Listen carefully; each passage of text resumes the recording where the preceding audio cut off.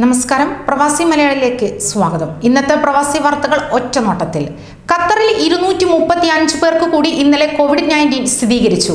256 പേർക്ക് രോഗമുക്തിയുണ്ടായി. നിലവിലെ ആകെ രോഗികൾ 2841. ഇന്നലെ 4568 പേർക്കായിരുന്നു പരിശോധന നടത്തിയത്. ആകെ പരിശോധന നടത്തിയ 7,49,082 പേരിൽ 12,24,449 പേർക്കാണ് വൈറസ് ബാധ സ്ഥിരീകരിച്ചത്. രോഗം ഭേദമായവരും മരിച്ചവരും ഉൾപ്പെടെയാണിത്. ആകെ 1,19,400 പേർക്കാണ് രോഗം ഭേദമായത്. ഇന്നലെ ആരും മരിച്ചിട്ടില്ല എന്നത് ആശ്വാസകരമായ ഒന്നാണ്. ആകെ മരണം 208. ആശുപത്രികളിലുള്ളത് 415 പേരാണ്. തീവ്രപരിചരണ വിഭാഗത്തിൽ 55 പേർ. UAE വ്യാഴാഴ്ച 786 പേർക്ക് കൂടി COVID-19 സ്ഥിരീകരിച്ചു. 661 പേർ രോഗമുക്തരായി.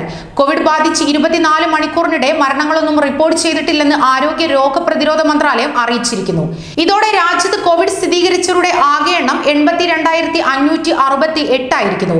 72,117 പേരാണ് ആകെ രോഗമുക്തരായിട്ടുള്ളത്.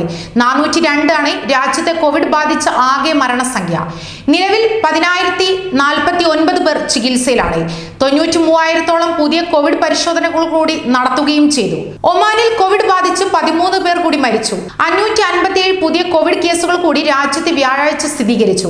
കോവിഡ് സ്ഥിരീകരിച്ചവരുടെ ആകെ എണ്ണം 91,753 ആയതായി ആരോഗ്യ മന്ത്രാലയം അറിയിച്ചു. 24 മണിക്കൂറിനിടെ 285 പേർ കൂടി പുതുതായി രോഗമുക്തരായതോടെ ആകെ രോഗം ഭേദമായവരുടെ എണ്ണം 84,648. 818 രാജ്യത്ത് കോവിഡ് ബാധിച്ച ആകെ മരണസംഖ്യ. UAE ആരോഗ്യ പ്രവർത്തകരുടെ കുട്ടികൾക്ക് ഹൈസ്കൂൾ പഠനം പൂർത്തിയാക്കുന്നത് വരെ സമ്പൂർണ്ണ സ്കോളർഷിപ്പ് നൽകാൻ പദ്ധതി ആവിഷ്കരിക്കുന്നു. വിദ്യാർത്ഥികളുടെ ലാപ്ടോപ്പ് മുതൽ സ്കൂളിലേക്കുള്ള യാത്ര വരെ സർക്കാർ ഏറ്റെടുക്കുന്ന വിധമാണ് പദ്ധതി നടപ്പിലാക്കുന്നത്. ഇതിനായി ഈ മാസം അവസാനം വരെ അപേക്ഷ സ്വീകരിക്കും. ഹയ്യാക്കും എന്ന പേരിലാണ് മുൻനിര ആരോഗ്യ പ്രവർത്തകരുടെ മക്കൾക്ക് വിദ്യാഭ്യാസ സ്കോളർഷിപ്പ് പദ്ധതി ആവിഷ്കരിക്കുന്നത്.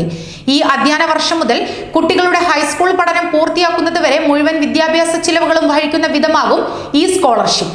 അബുദാബിയിൽ പ്രവേശിപ്പിച്ചതിനു ശേഷം 6ാം ദിവസം കോവിഡ് PCR പരിശോധന നടത്തണമെന്ന നിർദ്ദേശം പാലിക്കാത്തവർക്കെതിരെ നടപടി കർശനമാക്കുമെന്ന് അധികൃതർ. COVID-19 പ്രതിരോധ നടപടികളുടെ ചുമതലയുള്ള Abu Dhabi emergency crisis and disasters committee നിർദ്ദേശം ലംഘിക്കുന്നവർക്കെതിരെ നടപടികൾ ആരംഭിച്ചു.